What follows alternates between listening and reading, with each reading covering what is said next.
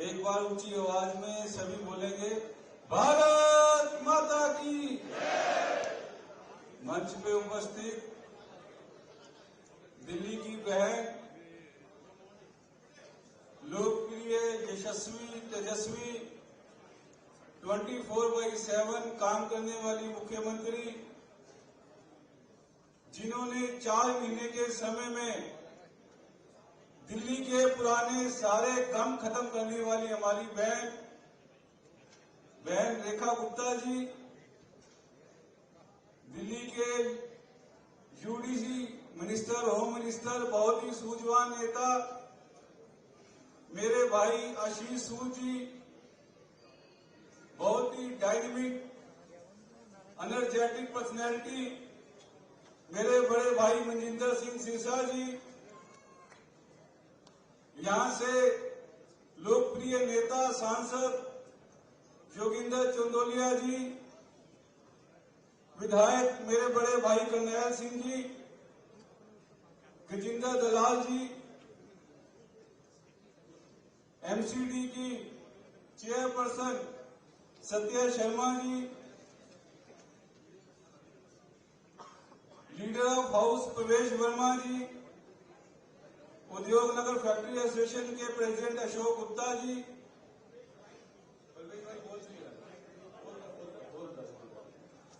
और वृंदर नागपाल जी मेरे मार्गदर्शक, और आप सबको मैं नमन प्रणाम। मैं बस 1 मिनट लूंगा, ज्यादा समय नहीं लूंगा।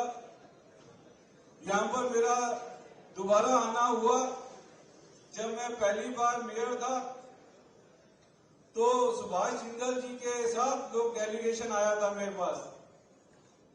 उसमें मुझे कहा गया कि टैक्सेस बहुत बढ़ गए हैं म्यूनिसिपल कॉर्पोरेशन की तरफ से,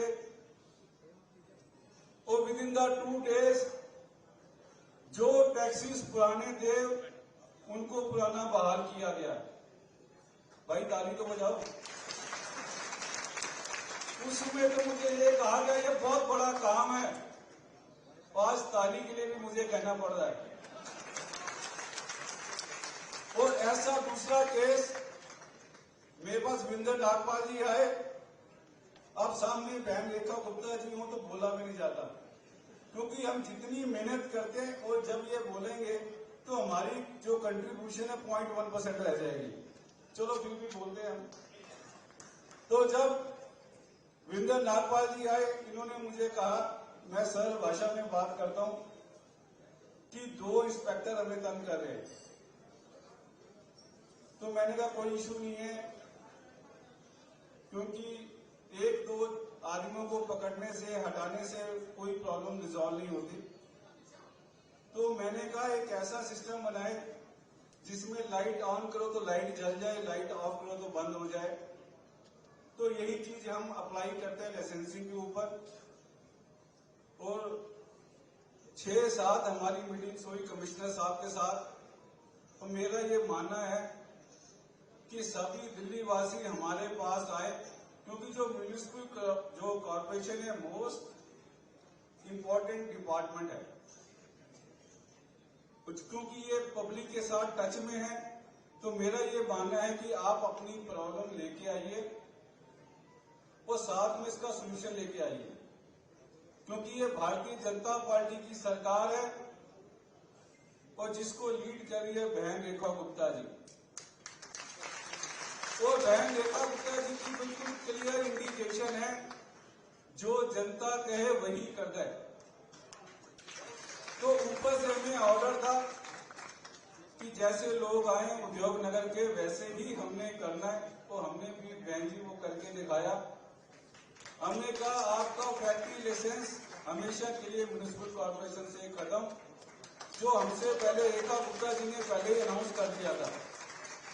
केवल आपको, क्योंकि व्यापारी वर्ग मुझे ये कह रहा था हमें पैसे की कोई समस्या नहीं है। एक बार ये ताली व्यापारी वर्ग के लिए भी हो जाए, जो हमारी रीढ़ की हड्डी है। इन्होंने कहा कि हमें कोई दिक्कत नहीं है। हमने कहा हमें भी कोई इशू नहीं है। हमने कहा आप हमें पैसा दे दीजिए, आपको लाइसेंस की कोई दिक्कत नहीं। इन्होंने ये डिमांड रखी थी, हमने एज इट इज इसको मान ली। हमने कहा 25% आप हाउस टैक्स के साथ जोड़ दीजिए। तो वीरेंद्र नागपाल जी का मुझे फोन आया, इन्होंने कहा जी 25% तो बहुत हाहाकार हो जाएगा। पहले मैंने सुना कल, मैंने सोचा ये मुझे अप्रिशिएट करेंगे, तो इन्होंने कहा नहीं ऐसी मीटिंग नहीं करनी, आप तो 5% की बात करो। मैंने कहा ठीक है, हम कोशिश करते हैं 10% की बात करेंगे। मैंने कहा थोड़ा सा ये पीछे कुछ ना कुछ तो करेंगे ना मेरा, 5% पे तो हम ले नहीं आएंगे। तो कमिश्नर साहब का पास बैठे ये 5% की प्रपोजल लाए और 5% की इंप्लीमेंट हुई। तो इन्होंने कहा बहुत बड़ा काम होगा। मैंने कहा चलो ठीक है। तो निगम आपके साथ खड़ी है। मेरा ये मानना है सभी दिल्ली वासियों से, आप अपनी समस्या लाइए, आप अपना समाधान लाइए, जैसा आप चाहेंगे। बहन रेखा जी सरकार ऐसी है, आपके अकॉर्डिंग सरकार चलेगी। ये भारतीय जनता पार्टी की सरकार है, जैसा आप चाहेंगे वैसा होगा। आप टैक्स पेयर है, आपके सारे सरकार चलती है। लोकतंत्र में जनता भगवान है और भगवान कभी गलत नहीं होता। बहुत बहुत शुक्रिया, बहुत बहुत धन्यवाद। बहुत सुंदर घोषणाएं व्यापारियों के लिए। अब मैं हमारे दिल्ली के शेख, हमारे उद्योग मंत्री आदरणीय सरसा सर से मैं आग्रह करूंगा कि वो भी आकर अपना, जैसे अनाउंसमेंट हमारे इकबाल सिंह जी कर गए हैं, वैसे कुछ आप भी करते हैं। बहुत बहुत धन्यवाद। हमारी बहुत ही ओजस्वी, तेजस्वी और दिल्ली की दीदी कही जाने वाली दिल्ली की मानयोग मुख्यमंत्री माननीय रेखा गुप्ता जी, मेरे साथी, और दिल्ली के अंदर हमारे गृह और शिक्षा मंत्री माननीय आशीष सूद जी, हमारे मानयोग मेयर राजा इकबाल सिंह जी, माननीय हमारे मेंबर पार्लियामेंट परम मित्र योगेंद्र चंदोलिया जी, हमारे विधानसभा के साथी सरदार करनैल सिंह जी एमएलए साहब, और गजेंद्र राज जी मेरे भाई एमएलए साहब, अशोक गुप्ता जी अध्यक्ष उद्योग नगर फैक्ट्री से, वीरेंद्र नागपाल जी एक्स प्रेसिडेंट, और लघु उद्योग भारती के श्रीमती मोनिका गोयल जी कन्वीनर, और हमारे बहुत ही सम्मानित सेठी साहब जो इस उद्योग नगर को शुरू से बसाने वाले, और सामने बैठे हुए बहुत ही अति सम्मानित सभी महानुभाव। देखिए, मैं आपका ज्यादा समय नहीं, बस 3 ही बातें करनी है। ईमानदारी से बताना, शाम का समय है, शाम के समय में वैसे भी झूठ नहीं बोलना चाहिए। आप सच में बताना, आपने सोचा था कि इतनी जल्दी इतने कानून बदले जा सकते हैं?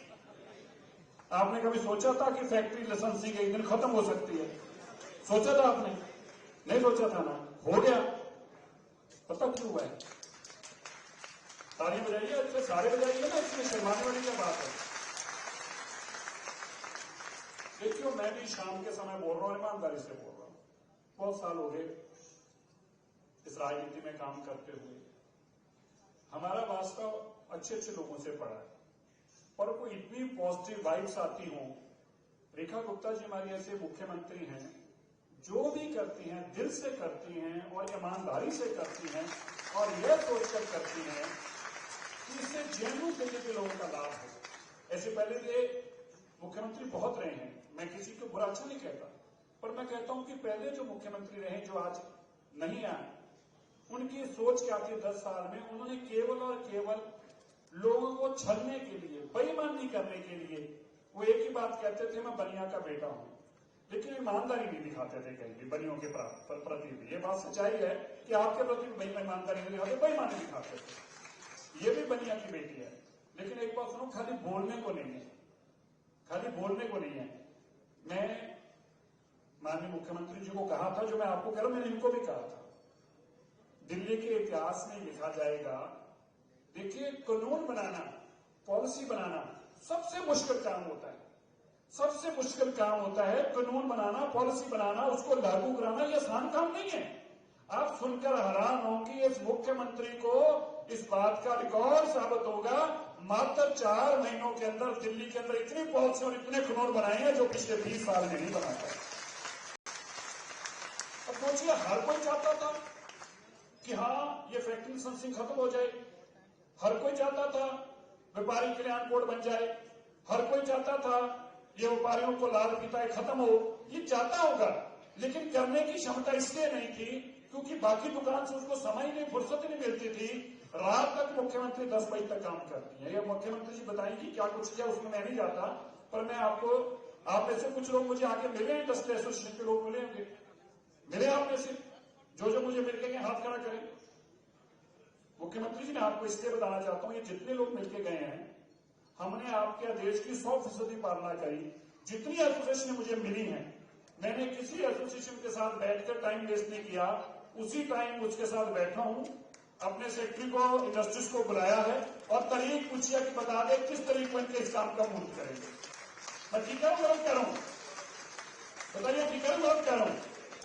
माननीय मुख्यमंत्री जी ने खाली उद्योग को लेकर, मैं अपने उद्योग को बताने लगा हूं, मेरे पास जो डिपार्टमेंट उद्योग को, उसको लेकर मुख्यमंत्री जी ने अब तक 4 बैठकें तो मेरी एलजी साहब के साथ कराई है, जिसमें मुख्यमंत्री जी बैठे। एक मीटिंग में, ये सबसे पहली मीटिंग में तय हुआ कि दिल्ली के अंदर जितना उद्योग है, जितने उद्योग विहार हैं, जितने उद्योग के सेंटर हैं, सभी इंडस्ट्री स्टेट जो हैं, चाहे डीडीए के पास हैं, चाहे एमसीडी के पास हैं, इस सारी बीमारी को खत्म करके कैसे रास्ता निकाला जाए, वो केवल एक एजेंसी दिल्ली जो हमारी डिपार्टमेंट ऑफ इंडस्ट्रीज है, डीएसआईटीसी देखेगी, उसका रास्ता कुछ भी निकले, चाहे हमें पैसे देने पड़े। माननीय मुख्यमंत्री जी ने एलजी साहब के पास बैठ के ऑर्डर पास किया, जल्दी हम आपको उसमें भी लेके आएंगे। दूसरी मीटिंग में आया, तब भी मुख्यमंत्री जी ने उसी टाइम ये तय किया कि जितने लाइसेंस हैं, अगले 1 महीने के अंदर इसकी प्लानिंग करो। इंडस्ट्री के पास कोई लाइसेंस का काम नहीं है, एमसीडी के पास होना चाहिए। मीटिंग में तय हुआ, और यह तय हुआ कि आप सुनिए, आपको जानकारी देना चाहता हूं, कोई आदमी इतना दिमाग लगा, इसको संभव ही नहीं था धरती पे कर जाता। मैं धरती पे कहने लगा हूं, क्या हुआ, बोले जी कि जो इंडस्ट्री को परमिशन देने का, लाइसेंसिंग का कानून है, वो कॉर्पोरेशन के 1952 के एक्ट के तहत है। अब कॉर्पोरेशन का 1952 का एक्ट का मतलब है भारत सरकार तक इसकी वेटिंग होनी, भारत सरकार से रेक्टिफिकेशन होनी। तो क्या प्रोसीजर होगा, हम कानून बदलने की बात करेंगे, पहले विधानसभा पास करेगा, फिर एलजी साहब के पास जाएगा, फिर लोकसभा में जाएगा, राष्ट्रपति जी के पास जाएगा, ये कभी पूरा नहीं हो पाएगा। तो क्या किया जाए, उसी मीटिंग में तय हुआ कि एक कलम से अपना ऑर्डर पास करो कि जो भी आदमी डिपार्टमेंट ऑफ इंडस्ट्रीज में, एमसीडी में लाइसेंसिंग के लिए लगाएगा, उसको डीन परमिशन मान लिया जाएगा। ये संभव नहीं था, और मैं भी मानू, मैं पढ़ा लिखा आदमी हूं, हर तरह का कानून जानता हूं, और कानून को कुछ ज्यादा ही जानता हूं। मैं भी हैरान था जब मुख्यमंत्री जी ने रास्ता निकाल के दिखाया, और आज वो रास्ता लागू हो गया। बस मैं 3 बातें और कहना चाहता हूं। एक, जो मेरे को आपने नाम किया है, ये मेरे पास कभी भी, ये इंजीनियरिंग एसोसिएशन जो नांगलोई की आपने बताया है, क्या नाम था नांगलोई, DS98, आप लोग मेरे पास नहीं आएगा, तो कोई बात नहीं, जब आए नहीं तो मुझे आप ब्लेम नहीं कर सकते, ठीक है। आप आए नहीं, आज आपने दिया है तो इसका मसले का निदान करेंगे। पर मैं आपको 3 बातें कह के अपनी बात समाप्त करूंगा। माननीय मुख्यमंत्री जी का आदेश है, क्योंकि वहां एक ऐसे मुख्यमंत्री हैं जो व्यापारी घराने से भी हैं, इंडस्ट्री घराने से भी हैं, एक विमेन होने के नाते, औरत होने के नाते औरत की भावनाओं को समझती हैं, और दिल्ली में निगम पार्षद से लेकर संगठन में काम किया है। हर छोटी सी छोटी बीमारी का रास्ता कैसे निकल सकता है, वो माननीय रेखा गुप्ता जी को पता है। यही कारण है, इनके आने के बाद आप सुनकर हैरान होंगे, और आपके लिए बड़ा जरूरी है जानना भी, दिल्ली में जो पेड़ थे, कितना भी डेंजरस हो, आपकी जान चले जाए, आपका घर खत्म हो जाए, पेड़ नहीं काट सकते थे। ये माननीय मुख्यमंत्री जी ने पिछले 25 साल की बीमारी का खात्मा किया, मात्र 2 महीनों के अंदर एसओपीस बनाकर पेड़ काटने की आपको खुद को परमिशन दे दी। अगर आपका पेड़ खराब है, गिरने की स्थिति में है, फोटो खींच के डिपार्टमेंट को फोटो भेज दीजिए, 24 घंटे बाद खुद पेड़ काट दीजिए, आपको कोई पूछ नहीं सकता। ये कोई कर नहीं सकता था, असंभव था। और ऐसी एसओपी बनाई कि माननीय सुप्रीम कोर्ट और हाई कोर्ट से भी इसकी मान्यता मिली, कोई उसको रोक नहीं पाया, ऐसा कानून बनाया। बस मैं आपको बताना चाहता हूं, इंडस्ट्री की जो बात आपने अभी रखी गई, मेरे को वीरेंद्र जी ने पहले भी कहा था, और मैंने उसी दिन उनको कह दिया था। आज बस इतनी बात और कहूंगा, जितनी आपकी इंडस्ट्री है जो फ्री होल्ड होने वाली है, चाहे आप रिलोकेट हुए हैं, चाहे आप लौटी हैं, चाहे आपने 5वीं बार खरीदी प्रॉपर्टी है, हमने सब बंधनों की बीमारी से आपको बाहर निकालकर अगले 2 महीने बाद हम आपको फ्री होल्ड नहीं करने को कहेंगे, हम आपके वहां पे कैंप लगाएंगे और आपके वहां पे कैंप लगा के आपकी फैक्ट्रियां फ्री होल्ड करके देंगे। मुख्यमंत्री जी 3 दिन पुष्टि हो गई है। दादे ने फैक्ट्री ली थी, पोतरा भी उसी दफ्तर के चक्कर, बाप भी उसी चक्कर काटता रहा, आज उसका ग्रैंडसन भी उसी बिल्डिंग के चक्कर काटता है कि इस उम्मीद में कि मेरी कई जायदाद क्लियर हो जाए। मैं ठीक कह रहा हूं, गलत कह रहा हूं? बताइए, ठीक है, गलत कह रहा हूं? और मैं आपको वादा करता हूं, जैसे मुख्यमंत्री जी ने कहा था ना, ये कूड़े के पहाड़ जैसे डायनासोर गायब हो गए, किसी को दिखते नहीं है, फोटो में रह गए, ऐसे कूड़े के पहाड़ खत्म हो जाएंगे। ऐसे ही मैं आपको आज बता के जाने लगा हूं, आपके बच्चे कभी डीएसआईटी इस दफ्तर के चक्कर नहीं काटेंगे, 100% अपने राज्य में फ्री होल्ड करके लेके जाएंगे आपको, 100%। ताली तो जोर से बजा दो, ऐसे थोड़ा ही होता है। काम के मुताबिक ताली होनी चाहिए, फिर हमें लगेगा कि हमने छोटा सा काम किया होगा। धन्यवाद। मैं आपका बहुत धन्यवाद करता हूं और आपको कहता हूं, इंडस्ट्रीज में, दिल्ली सरकार में जो आपको लगे असंभव है, जो आपका वकील फीस देके वकील के पास जाना, उससे पूछ के आना जो फीस देके, वो कहे कि ये काम नहीं हो सकता, मैं आपको वादा कर सकता हूं, अगर रेखा गुप्ता जी के पास वहां लाओगे तो आपका वकील गलत साबित हो जाएगा, रेखा गुप्ता जी गलत साबित नहीं होंगे। आप सबका बहुत बहुत धन्यवाद। और इसी तरह से हम मिलकर दिल्ली को बदलने के लिए रेखा गुप्ता जी हाथ मजबूत करते रहें। आप इसका प्रचार पार्कों में करा करो, सभी पार्क में तो जाते हो ना? नहीं, पहले मेरी बात कर रहा हूं, जाते हो ना पार्कों में? सब जाते होंगे। पर मैं आपको कहूं, आपके पास और बहुत सारे काम होते हैं, अपने व्यापार की बातें करनी है, दोस्तों की चुगलियां भी करनी है। ये शाम को कल भटूरे कहता था खिलाऊंगा, खिलाए ही नहीं, इसका जन्मदिन ऐसे ही चल, हर बार जन्मदिन में हमारे खा जाता, अपने जन्मदिन वाले गायब हो जाता।